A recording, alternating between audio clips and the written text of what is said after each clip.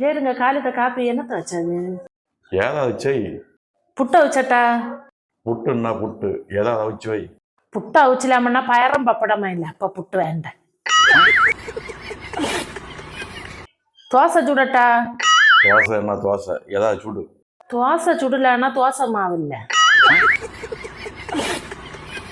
அப்ப தோசை வேண்டாம். சப்பாத்தி எப்படி? சப்பாத்தி ரெடி பண்ணலாமன்னா சப்பாத்தி மாவு இல்ல. பார்த்துட்டு ஒரு காரியமே இல்லை. என்னத்த தின்ன வேணுமோ கடையில போய் வாங்கிட்டு வருங்க.